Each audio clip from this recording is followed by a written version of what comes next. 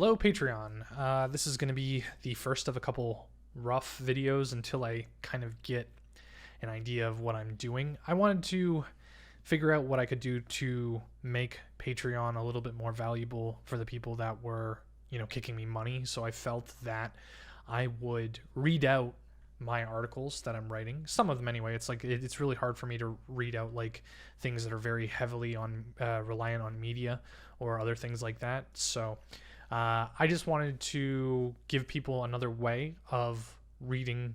I use that in giant air quotes, my articles. And I know that a lot of people do the kind of podcast or like video in the other monitor kind of thing. So I'm going to test this out with this article about Aoashi. I'm probably going to mispronounce that a bunch, but pretty much I've got this on my other monitor and I'm just going to read it verbatim and maybe add some, director's commentary if that makes sense. Aoashi, Sports Manga and the Balance of Tropes by Matt Demers, published November 9th, 2020. The excerpt is this week I wanted to talk about a soccer manga I've been reading lately, Aoashi.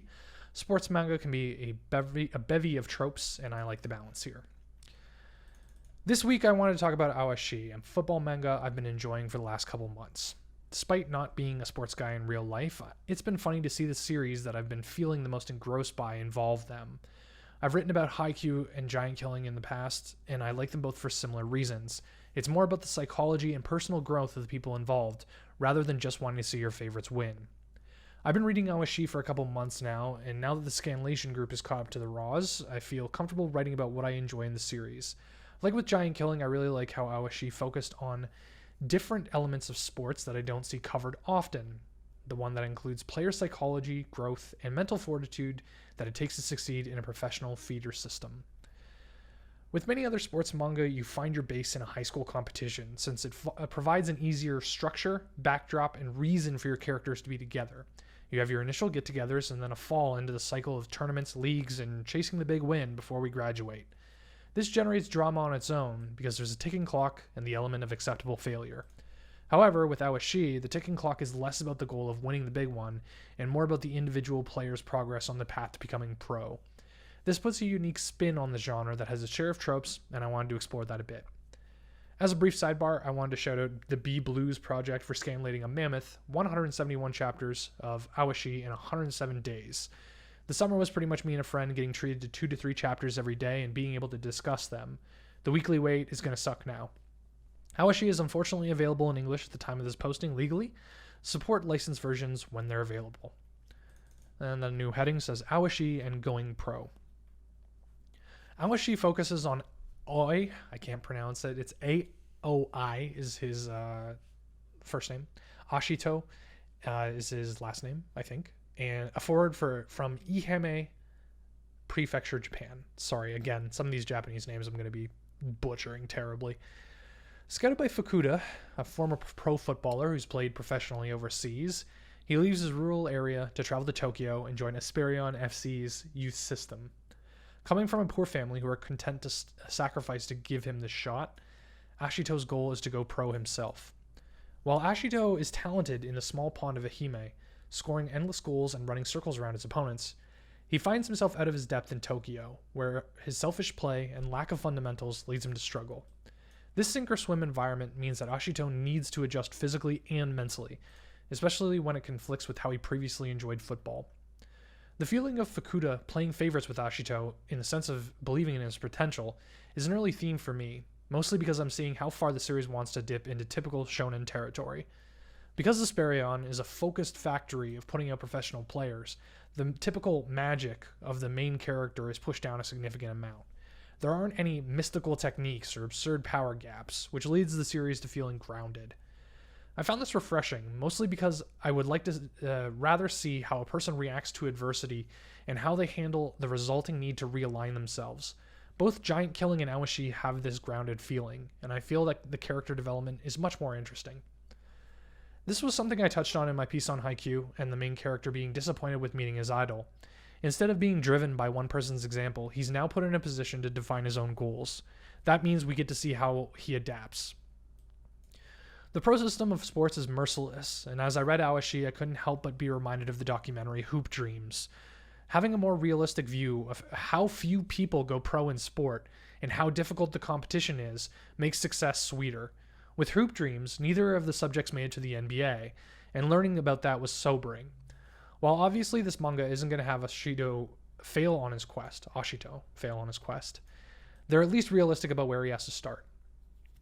A new heading is Setting in Structure.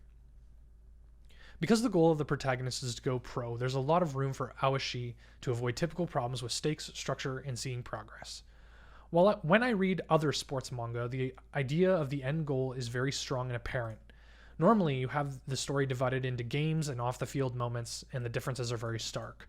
Wins and losses inform how the team develops, and you'll usually see a pattern of game arc, training, game arc. In Aoashi, the backdrop of Esperian's progress doesn't seem like something that's shoved in our faces as often. Ashito starts off in the B youth team, and his progress to joining the A youth team means shuffling between starter and substitute and sometimes not playing at all. This puts less stress on the narrative to show the team's progress, and I really like that. Seeing the team lose doesn't hit hard when one loss doesn't mean a tournament exit, and regardless, the characters are improving throughout. Again, the goal isn't to win the season. The goal is to see Ashito and company move through the ranks of youth football while growing as players and people. Giant Killing had a very similar vibe to this, but was more whole team rather than individual players. Aoashi is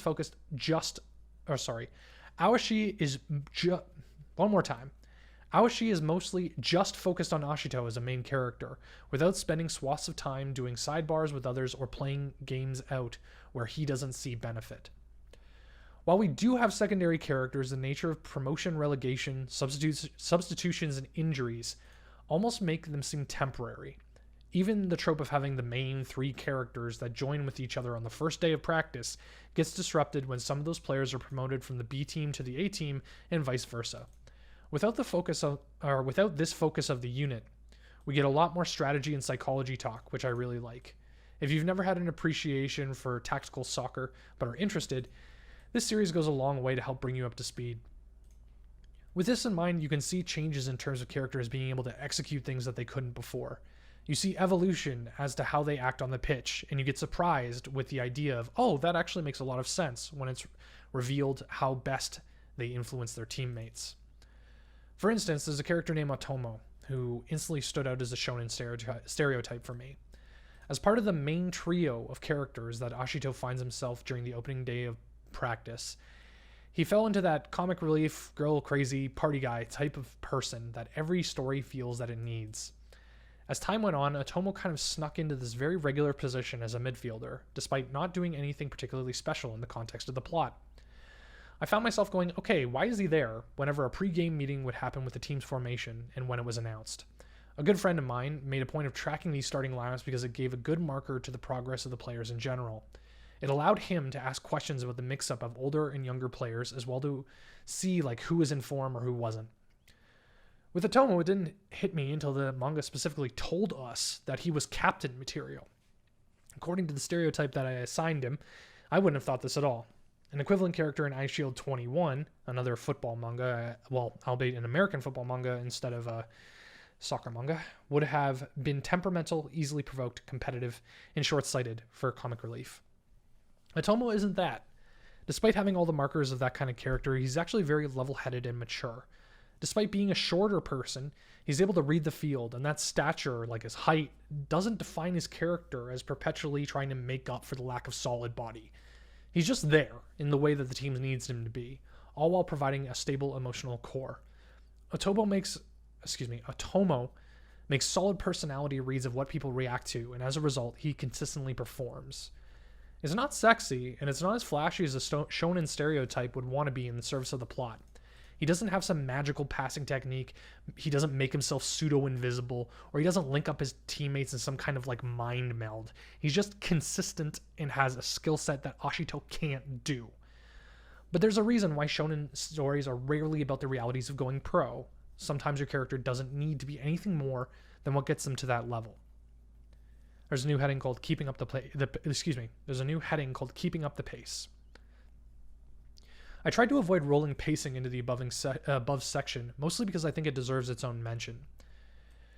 In sports manga, especially ones that are based around high school teams, I feel like the rhythm of the series is almost traditional at this point.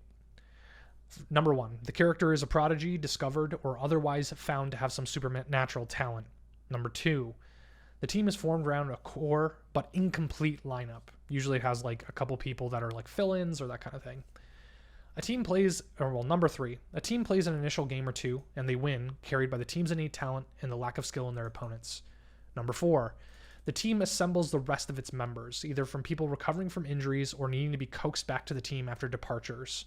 Number 5, the team takes part in the first tournament of the year, meets its series rival team, and loses, sometimes due to the thwarting of its raw talent. Number 6, the team takes part in a training arc to break its barriers and become a fundamentally sound team. It discovers its strengths in the process and unites as a roster. Number 7, the team takes part in the second tournament of the year and wins it.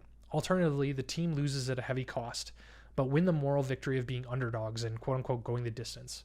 Typically, the rival team from before is either met in the finals or is defeated along the way to meeting the true big bad of the series.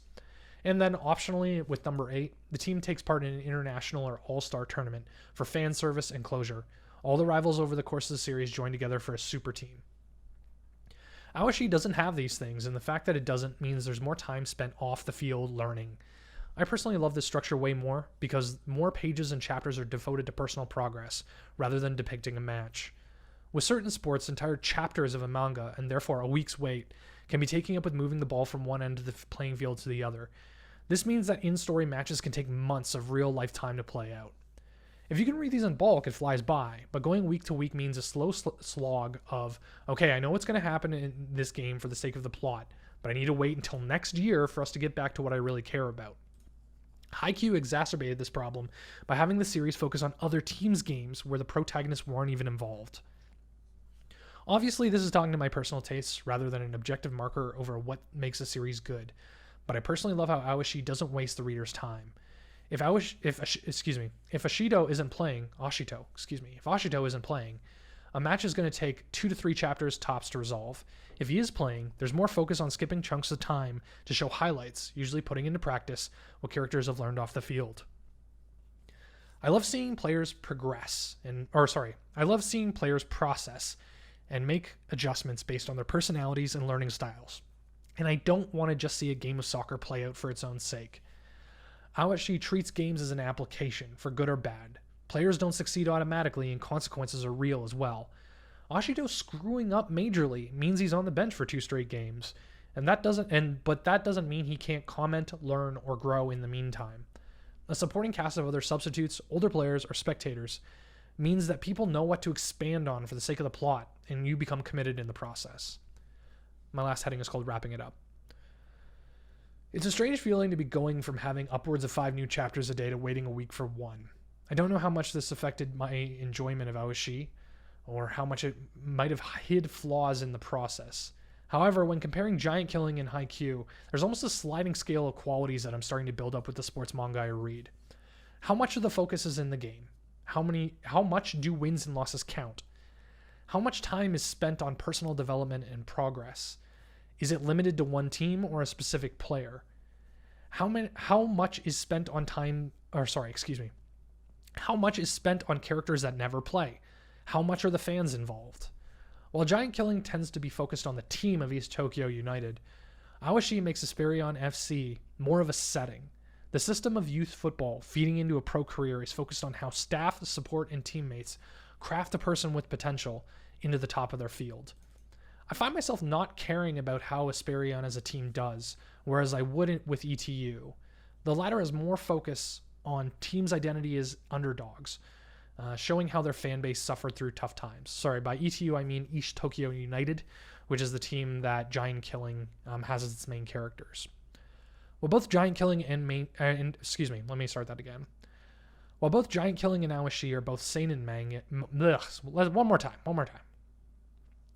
While both Giant Killing and Aoashi are seinen manga as opposed to shonen, they're both different flavors. It's kind of like the difference between chocolate chip ice cream and mint chocolate chip.